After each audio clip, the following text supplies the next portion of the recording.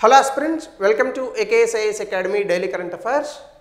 So నిన్న ఇచ్చినటువంటి బిట్లో official poverty lines are higher in some states than in others because price level varies from state to state.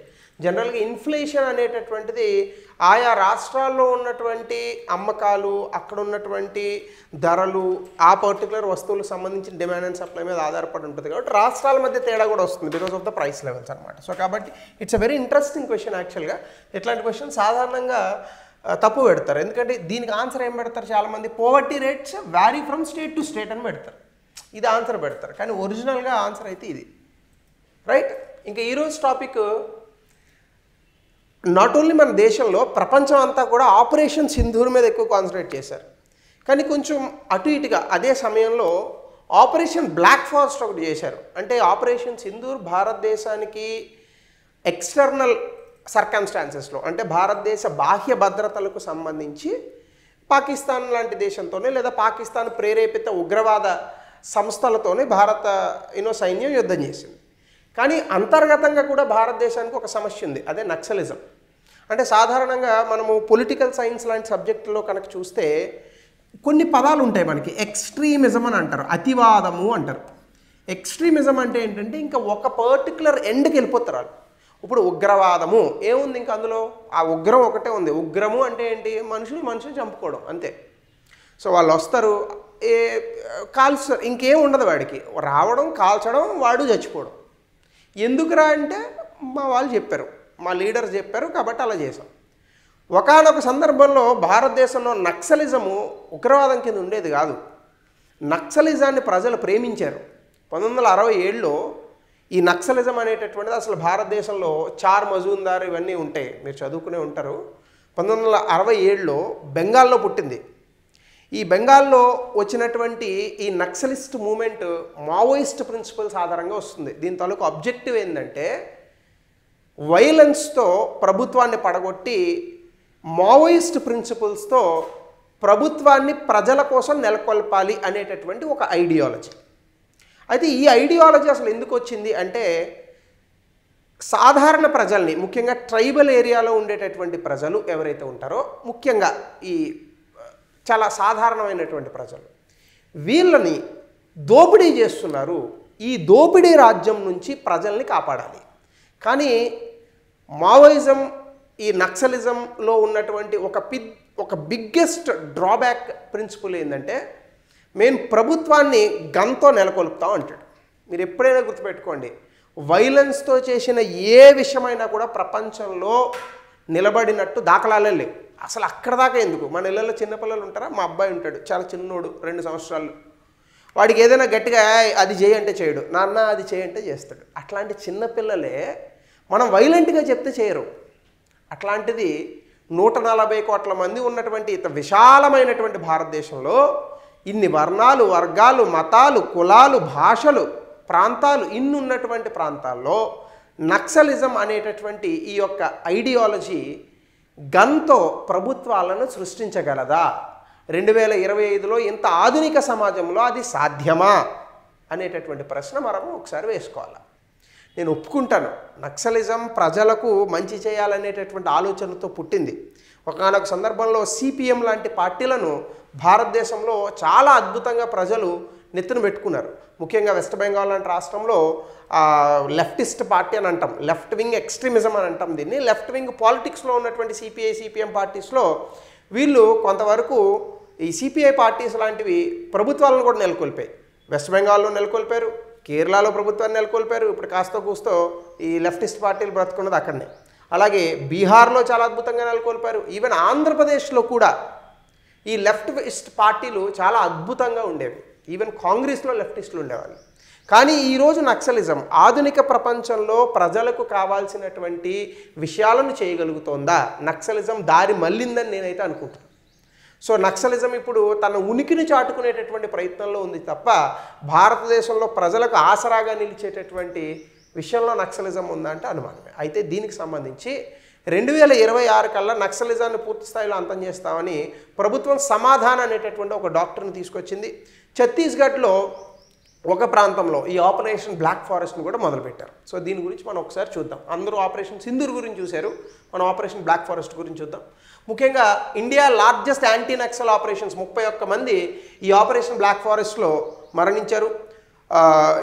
కొర్రగట్టులు అని చెప్పేసి ఒక ప్రాంతం ఉంది. సో దాన్ని రకరకాలుగా ప్రొనౌన్స్ చేస్తూ ఉంటారు. తెలంగాణ ఛత్తీస్గఢ్ బోర్డర్లోకి వస్తుంది.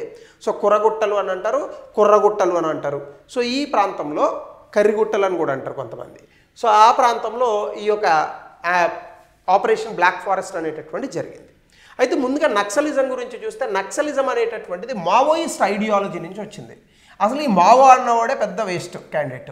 ఎందుకంటే లీప్ ఫార్వర్డ్ ఇట్లాంటి దిక్కుమాలిన డాక్టరేట్లు తీసుకొచ్చి 1960 1950లో చైనాని ఎందుకు పనికి రాకుండా చేసేవాడు. సో వాడి ఐడియాలజీని పట్టుకొచ్చి వీళ్ళు భారతదేశంలో ఇంప్లిమెంట్ చేస్తూ ఉంటారు. It's a failed ideology Maoist అనేటటువంటిది. It's a failed ideology. Of course ఐడియాలజీతో బాగా నిమగ్నం అయిపోయినటువంటి వ్యక్తుల్ని ఆర్గ్యుమెంట్లో గెలవలేం, నేను కూడా ఒప్పుకుంటాను. And if you make me sit with Maoism or if any greater persons like SR Sankaran లాంటి గొప్ప గొప్ప వ్యక్తులే ట్రైబల్ పీపుల్ కోసం కష్టపడ్డారు, వాళ్ళే వీళ్ళని చెప్పలేకపోయారు, మనం ఎంత. సో కానీ ఈ Maoist ideology it's a failed ideology. కానీ లెఫ్ట్ వింగ్ ఎక్స్ట్రీమిజంలో వీళ్ళు ఏమంటారంటే భారత ప్రభుత్వాన్ని తీసేసి ఆర్మడ్ రెబిలియన్ ద్వారా, అంటే ఆర్మడ్ రెబిలియన్ అంటే ఏంటి, గన్లు పెట్టి. కానీ నువ్వు గన్లు పెట్టి ఎంతమందిని కంట్రోల్ చేస్తావు? There is a saying in English, when 2 guns are fighting always the big gun win.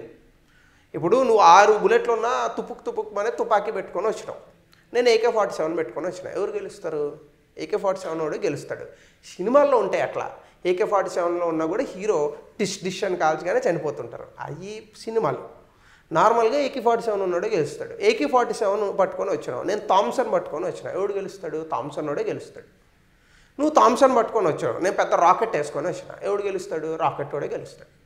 So కాబట్టి when 2 guns are fighting always the big gun win. ఇక్కడ బిగ్ గన్ ఎవరు? గవర్నమెంట్. ఎందుకంటే ప్రభుత్వం దగ్గర ఎంత ఆయుధ సామాగ్రి ఉంది, ప్రభుత్వం దగ్గర ఎంతమంది పోలీస్ ఆఫీసర్స్ ఉన్నారు, ఇప్పుడు నక్సలిజానికి ఎంతమంది ప్రజలు సపోర్ట్ చేస్తున్నారు, యాక్టివ్ నక్సల్స్గా ఉన్నటువంటి ప్రజల యొక్క సంఖ్య ఎంత, మనం ఇవన్నీ ఆచరణలోకి తీసుకుంటే నక్సలిజం ఈజ్ ఫేడింగ్ అవుట్.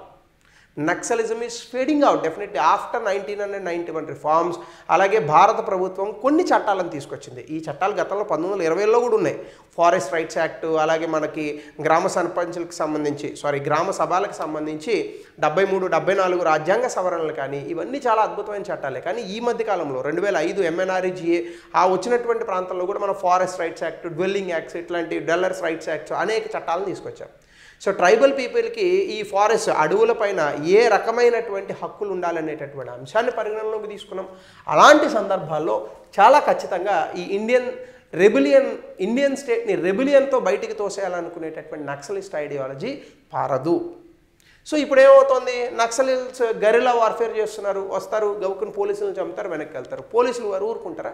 వాళ్ళు వీళ్ళని చంపుతున్నారు. ఇట్లా నక్సల్స్ని తీసివేయడమే జరుగుతుంది. కానీ కొత్తగా నక్సల్స్ రిక్రూట్ అవుతున్నారా? నో. ఒకప్పుడు ఇంజనీర్లు, డాక్టర్లు, చాలా పెద్ద పెద్ద ఐడియాలజీ ఉన్నటువంటి వ్యక్తులు నక్సల్స్గా మారారు. కానీ ఈరోజు ఉన్నారా?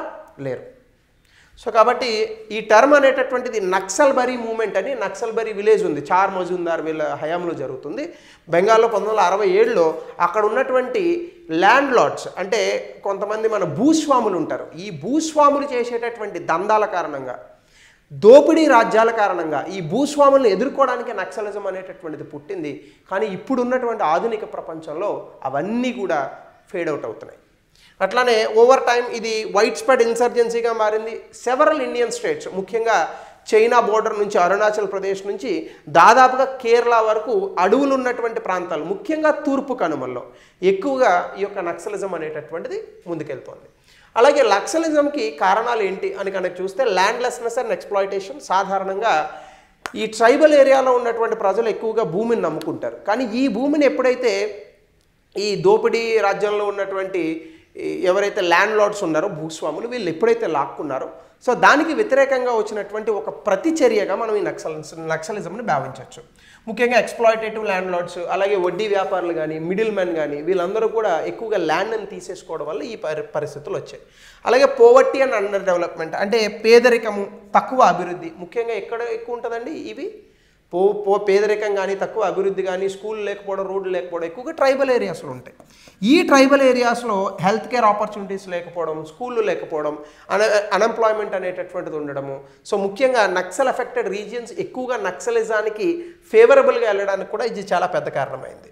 అలాగే వల్నరబుల్ పాపులేషన్స్, అంటే ముఖ్యంగా ఇలాంటి పరిస్థితుల్లో ఎవరెవరైతే వల్నరబుల్ పాపులేషన్స్ ఉంటారో వాళ్ళందరూ కూడా ఈ యొక్క నక్సలిజంకి చాలా వరకు అట్రాక్ట్ అయ్యారు. కానీ 1991 రిఫార్మ్స్ తర్వాత భారతదేశం ఎప్పుడైతే సంపన్న దేశం అవ్వడం మొదలుపెట్టిందో చాలా వరకు ఈవెన్ ఈ నక్సల్ ఏరియాస్లో ఉన్నటువంటి ప్రజలు కూడా చదువుకున్నారు. సర్వీస్ సెక్టర్లో చాలామందికి అద్భుతంగా ఉద్యోగాలు వచ్చాయి. అఫ్కోర్స్ నేను ఒప్పుకుంటాను, భారతదేశంలో 100% చదువుకున్నటువంటి వ్యక్తులు 100% ఎంప్లాయ్మెంట్ రాదు. కానీ చాలామందికి ఎంప్లాయ్మెంట్ రావడం వల్ల మిగతా వాళ్ళందరూ కూడా చాలా ఎంపవర్ అవుతున్నారు. ఈ రోజున ఎస్సీ, ఎస్టీ, బీసీ, ఓసీ అనేటటువంటివి మనం పేపర్ మీద డిఫరెన్షియేట్ చేయగలం, కానీ నాలెడ్జ్లో చేయగలమా?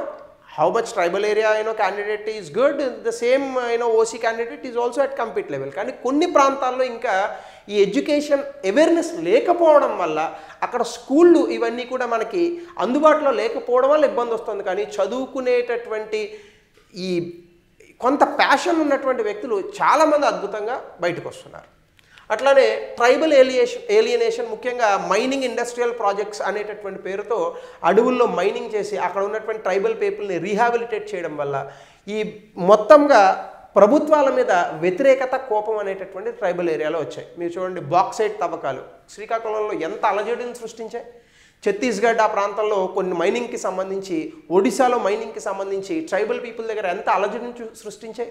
సో అలాగనే స్టేట్ నెగ్లెక్ట్, కొంతవరకు కూడా ఇక్కడ వైలెన్స్ ఉంది అని చెప్పేసి ప్రభుత్వం కూడా ఏం చేస్తుందంటే ఈ ట్రైబల్ ఏరియాస్లో వీళ్ళందరూ కూడా నక్సలిస్టులకి, నక్సలిజంకి సపోర్ట్ చేస్తున్నారని ఆ ప్రాంతాలను అభివృద్ధి చేయకుండా పక్కన పడేసింది. సాధారణంగానే ట్రైబల్ ప్రాంతాలను అభివృద్ధి చేయడం అరుదు, వీళ్ళు సపోర్ట్ చేస్తున్నారని ఇంకా అభివృద్ధి చేయడం మానేశారు. ఆ కారణాల వల్ల కూడా ఎక్కువ మంది నక్సలిజంకి అట్రాక్ట్ అయ్యారు, దానివల్ల కూడా నక్సలిజం పెరిగింది. అలాగే Indian Maoist, communist party of India largest and most violent Maoist group in the world గట్టిగా మాట్లాడితే. సో రాజకీయ పార్టీలు కూడా ఉన్నాయి. బట్ తర్వాత ఈ సిపిఐ, మార్క్సిస్ట్ లెనినిస్ట్ ఇదొకటి మెర్జ్ చేశారు. తర్వాత Maoist communist centre of India తీసుకొచ్చారు. అయితే దీన్ని యుఏపిఏ దీన్ని బ్యాన్ చేసింది. ఈ మొత్తంగా తర్వాత రాజకీయ హయాంలోనే లెఫ్టిస్టులు లేకుండా పోయినారు. వైలెన్స్ని భారతదేశంలో ఎంకరేజ్ చేయలేదు ఎవరు కూడా. ముఖ్యంగా ఈ రాజకీయ పార్టీలకి అప్పట్లో ఉన్నటువంటి నారాయణ గారు, గద్దర్ గారు ఇలాంటి వాళ్ళందరూ కూడా స్లోగా ఆ జనరేషన్ వెళ్ళిపోయింది. కొత్త జనరేషన్ ఎక్కడ కూడా లెఫ్టిస్ట్లో జాయిన్ అయ్యేటటువంటి జనరేషన్స్ లేకుండా పోయింది. సో అట్లానే మీరు కనుక ఒక్కసారి లెఫ్ట్ వింగ్ ఎక్స్ట్రీమిజం, ఈ మావోయిజం గురించి కనుక చూస్తే ఇందాక నేను చెప్పినట్టు నక్సల్బరీ మూవ్మెంట్ 1967తో ఇది మొదలైంది. దీని ఐడియాలజీ కేంద్ర ప్రభుత్వాన్ని అలాగే ప్రభుత్వాలను కూడా వైలెన్స్ అండ్ గొరిల్లా వార్ఫేర్తో బయటికి తీసేసి మావోయిస్ట్ సూత్రాలతో ప్రభుత్వాన్ని నెలకొల్పాలనేటటువంటి దీని యొక్క ఆలోచన. ముఖ్యంగా ట్రైబల్ పాపులేషన్కి జరుగుతున్నటువంటి అన్యాయాలు, అలాగే 1980లో మనం చట్టం కూడా తీసుకొచ్చాం ట్రైబల్కి సంబంధించి, ఫారెస్ట్ యాక్ట్ 1980. ఇందులో అసలు ఫారెస్ట్ రీసోర్సెస్ అంటే అడవుల్లో దొరికేటటువంటి వనరుల్ని అసలు ఆ అడవుల్లో బ్రతికేటటువంటి వ్యక్తులే వాడుకోకూడదనో చట్టం తీసుకొచ్చారు. దీనికి వ్యతిరేకంగా కూడా ఆ రోజు ఎక్కువగా ఈ నక్సలిజం అనేటటువంటిది పెరిగింది. అలాగే పేదరికము, ఎఫెక్టివ్ గవర్నెన్స్ లేకపోవడము ఇవన్నీ కూడా కారణాలుగా నిలిచాయి. ఇందులోనే భాగంగా ఈ ప్రాంతం రెడ్ కారిడార్ అని అంటారు. అంటే చాలా వరకు బీహార్, ఛత్తీస్గఢ్, కొంతవరకు మధ్యప్రదేశ్, అలాగే Andhra Pradesh, Telangana, some parts of very small parts of Maharashtra, అలాగే ఇక్కడ కర్ణాటక, కేరళ ఈ ప్రాంతాల్లో చాలా ఎక్కువగా ఈ మావోయిజం అనేటటువంటిది, నక్సలిజం అనేటటువంటిది పెరిగింది. దీనికి పేరుతోనే మనం ఈ రెడ్ కారిడార్ అనేటటువంటి దాన్ని పిలుస్తూ ఉంటాం. అయితే దీన్ని ఆపడానికి ప్రభుత్వం national policy and action plan అని చెప్పేసి లెఫ్ట్ వింగ్ ఎక్స్ట్రీమిజంకి సంబంధించి 2015లో తీసుకొచ్చారు. దానికి సమాధాన్ డాక్ట్రిన్ అని తీసుకొచ్చారు. సమాధాన్ అంటే ఎస్ అంటే స్మార్ట్ లీడర్షిప్, ఏ అంటే అగ్రెసివ్ స్ట్రాటజీ, అంటే వాళ్ళు చంపుతున్నారు కాబట్టి వీళ్ళు కూడా నక్సలిస్ట్ని చంపుతారు, సిఆర్పిఎఫ్ బలగాలు ఇవన్నీ పెట్టి. అట్లానే motivation and training, actionable intelligence, dash board based key performance indicators, harnessing technology, action plan for each theatre, no access to financing, ఇట్లాంటి పేర్లతో సమాధానం అనేటటువంటి ఒక డాక్టర్ని తీసుకొచ్చారు. తర్వాత స్పెషల్ సెంట్రల్ అసిస్టెన్స్ ఇచ్చారు, అక్కడ ఇన్ఫ్రాస్ట్రక్చర్ అండ్ సర్వీసెస్ ట్రైబల్ ఏరియాలో డెవలప్ చేయడానికి. ఆపరేషన్ గ్రీన్ హంట్ ఒకటి చేశారు. గ్రే హౌండ్స్ని ముఖ్యంగా ఆంధ్రప్రదేశ్లో చంద్రబాబు నాయుడు గారు చీఫ్ మినిస్టర్గా ఉన్నటువంటి సమయంలో, తర్వాత రాజశేఖర రెడ్డి గారు చీఫ్ మినిస్టర్గా ఉన్నటువంటి సమయంలో గ్రే హౌండ్స్ని చాలా బలంగా తీసుకొచ్చి నక్సలైట్స్ని ఏరేసేటటువంటి ప్రయత్నాలు చేశారు. తర్వాత బస్తారియా బెటాలియన్ ఒకదాన్ని తీసుకొచ్చారు. ఛత్తీస్గఢ్లో అక్కడ లాంగ్వేజ్ అండ్ టెరైన్ తెలిసినటువంటి పీపుల్ని తీసుకొని వాళ్ళతో ఈ నక్సలైట్లను పట్టుకునేటటువంటి ప్రయత్నాలు చేశారు. ఇలా అనేక రకాలుగా మనం తీసుకొచ్చాం. అలాగే బందోపాధ్యాయ కమిటీ కౌంటరింగ్ నక్సలిజంకి సంబంధించి 2006లో ఒక కమిటీని కూడా తీసుకొచ్చారు. ఈ కమిటీ కూడా ల్యాక్ ఆఫ్ గవర్నెన్స్, అంటే అక్కడ పరిపాలన సరిగ్గా లేని కారణంగానే ఈ ట్రైబల్ ఏరియాస్లో నక్సలిజం జరుగుతుంది. కాబట్టి tribal friendly acquisition and rehabilitation చేయండి, ట్రైబల్ పీపుల్కి వాళ్ళ ల్యాండ్ మీద హక్కులు ఉంచండి, నక్సలిజం ఆటోమేటిక్గా ఫేడ్ అవుట్ అవుతుందని ప్రభుత్వానికి నివేదికలు ఇచ్చింది. ఆ ప్రకారంగా ప్రభుత్వం కూడా పనిచేస్తుంది. కానీ నేనేమంటానంటే న్యాయం అనేది సత్వరంగా జరగదు. స్వతంత్రం వచ్చి ఎన్ని రోజులైంది మనకి? 77 సంవత్సరాలు. నెమ్మదిగా మారుతుంది దేశం, అంతేగాని ఒకే రోజులో చిటికేస్తే మారాలనేది ఉద్దేశం కాదు. అలా అని ట్రైబల్ ఏరియాస్లో జరుగుతున్నటువంటి అకృత్యాలు కానీ, ట్రైబల్ ఏరియాస్లో జరుగుతున్నటువంటి ఈ ఆస్తులను లాక్కోవడం కానీ నేను సమర్థించను. ఖచ్చితంగా వాటిని వ్యతిరేకించాలి. అయితే దానికి సమాధానం వైలెన్స్ కాదు. గాంధీ గారు చెప్పినట్టు an eye for an eye makes the whole world blind. బయట దేశాలు చైనా, పాకిస్తాన్ లాంటి దేశాలతోనే మనం దెబ్బలాడుకొని సతమతం అవుతున్నాం. భారతదేశం లోపల కూడా ఇలాంటి హింసాత్మకమైనటువంటి నక్సలిజం లాంటి ఐడియాలజీలు ఉంటే ఇది భారతదేశానికి ఎంతవరకు మంచి మార్గాన్ని ఏర్పరుస్తుంది అనేది మీరు ఆలోచించండి. దీనికి సంబంధించి ఇప్పుడు ఆపరేషన్ బ్లాక్ ఫారెస్ట్ ఒక 21 days intense counter insurgency mission చేశారు. మావోయిస్ట్ స్ట్రాంగ్ హోల్డ్స్ ఉన్నటువంటి ఈ మౌంటైనస్ ఏరియాస్, అలాగే అటవీ ప్రాంతాల్లో ఇది జరిగింది. ముఖ్యంగా ఈ కర్రిగుట్టలు హిల్స్ ఏవైతే ఉన్నాయో, కుర్రగుట్టలు అని కూడా అంటారు దాన్ని, నేను చెప్పాను కదా మీకు, KGH అని పిలుచుకుందాం. ఒక 1200 square kilometers ఛత్తీస్గఢ్ తెలంగాణ బోర్డర్లో మొత్తం స్వైప్ అవుట్ చేశారు. నక్సల్ హెడ్ క్వార్టర్స్ని దాదాపుగా డిస్మాండిల్ చేయాలని దీని తాలూకా ముఖ్య ఉద్దేశం. అలాగే టాప్ మావోయిస్ట్ లీడర్షిప్ని పూర్తిగా న్యూట్రలైజ్ చేయాలి. ఇన్సర్జెంట్స్ జోన్స్ని పూర్తిగా అక్కడ వాటి మీద కంట్రోల్ తెచ్చుకోవాలని అనుకున్నారు. అలాగే టార్గెట్ కూడా ఏం పెట్టుకున్నారంటే నక్సలిజంని మార్చి 31, 2026 కల్లా మొత్తంగా పూర్తి స్థాయిలో అంతం చేయాలనేది దీని యొక్క ఉద్దేశం. అలాగే ఇందులో CRPF బలగాలు, cobra units, special task force, district reserve guard, వీటితో పాటుగా గ్రే హౌండ్స్ దళాలు అందరూ ఉన్నారు. అలాగే కర్రిగుట్ట హిల్స్ గురించి కనుక మీరు చూస్తే, కర్రిగుట్ట హిల్స్ అనేటటువంటివి భద్రాద్రి కొత్తగూడెం, మనకి తెలంగాణలో జాతరలు ఇవి కూడా జరుగుతాయి, అక్కడ ఆ ఏరియాలో ఉంటుంది మీకు. అలాగే సుక్మా డిస్ట్రిక్ట్ ఆఫ్ ఛత్తీస్గఢ్, ఈ రెండింటికి మధ్యలో ఉన్నటువంటిదే ఈ కర్రిగుట్టలు అనేటటువంటి ప్రాంతం. అలాగే టోపోగ్రఫీ మీకు దాదాపుగా 25 నుంచి 50 కిలోమీటర్లు ఉంటుంది. టెరైన్ చాలా పెద్ద పెద్ద హిల్స్, గుహలు ఇవన్నీ ఉంటాయి. వాటర్ ఫాల్స్, చాలా డెన్స్ ఫారెస్ట్లు ఉంటాయి. గెరిల్లా వార్ఫేర్ ఉంటుంది. అలాగే ఎలివేషన్ కూడా హిల్స్ దాదాపుగా 5,000 feet 5,000 అడుగుల ఎత్తు వరకు ఉంటాయి. చాలా చలనైనటువంటి ప్రాంతాలు ఇవి. లోకల్ నేమ్స్లో ఇక్కడ వాళ్ళని బ్లాక్ హిల్స్ అని, కర్రిగుట్ట అని అంటారు. బ్లాక్ హిల్స్ కాబట్టి కర్రీ అంటే నలుపు, సో కర్రిగుట్టలు అని అంటారు. కొన్ని చోట్ల కుర్రగుట్టలు అని కూడా అంటారు. అట్లానే ట్రైబల్ ప్రజెన్స్ కూడా ఇక్కడ మనకి కోయా, గోండు, చెంచు ట్రైబ్స్ ఉన్నారు. ఈ ప్రాంతాల్లో ఉన్నటువంటి ట్రైబల్ పీపుల్ వీళ్ళంతా కూడా కొన్నిసార్లు వీళ్ళందరూ కూడా ఈ క్రాస్ ఫైరింగ్ బిట్వీన్ CRPF బలగాలు అలాగే నక్సలైట్ల మధ్య బుల్లెట్లు తగిలి చనిపోతూ ఉంటారు. అలాగే మావోయిస్ట్ జోన్స్లో కూడా ఛత్తీస్గఢ్లో అబుజామద్, అలాగే మల్కన్జ్గిరి, ఇది ఒడిశాలో ఉంది, మన మల్కాజ్గిరి కాదు. అలాగే గడ్చిరోలి మహారాష్ట్ర, ఈస్టర్న్ మహారాష్ట్రలో ఉంటుంది. High intensity Maoist strong holds అనమాట. అంటే ఇవన్నీ కూడా చాలా కనెక్ట్ అయినటువంటి ప్రాంతాలు. ఆంధ్రప్రదేశ్ నుంచి వస్తూ ఉంటే ఛత్తీస్గఢ్లో పారిపోతారు, ఛత్తీస్గఢ్ పోతే ఒరిస్సాలో పారిపోతారు, ఇక్కడ పట్టుకుంటే మహారాష్ట్రలో పారిపోతారు. ఇప్పుడు అట్లా కాకుండా మొత్తం రౌండ్ అప్ చేసేటటువంటి ప్రయత్నం చేస్తున్నారు ఈ ఆపరేషన్ బ్లాక్ ఫారెస్ట్తో. సో దీనికి సంబంధించి ఒక ప్రశ్న ఇచ్చాను చూడండి. Which among the following is primary motivation behind Naxal insurgency? ఇందులో ఏది కారణంగా చెప్పవచ్చు? అలాగనే భారతదేశంలో తూర్పు ప్రాంతాల్లో వామపక్ష తీవ్రవాదాన్ని నిర్ణయించేటటువంటి అంశాలేంటి? ప్రభావిత ప్రాంతాల్లో ముప్పును ఎదుర్కోవడానికి ప్రభుత్వం, పౌర పరిపాలన మరియు భద్రతా దళాలు ఏ వ్యూహాన్ని అనుసరించాలి? 200 పదాల్లో రాయండి. సో ఇది ఆపరేషన్ బ్లాక్ ఫారెస్ట్. ఖచ్చితంగా ఇంటర్నల్గా ఈ లెఫ్ట్ వింగ్ ఎక్స్ట్రీమిజం మీద క్వశ్చన్స్ వచ్చాయి. 3-4 సార్లు మెయిన్స్లో అడిగాడు, ప్రిలిమ్స్లో కూడా అడుగుతాడు. So thank you, have a nice day.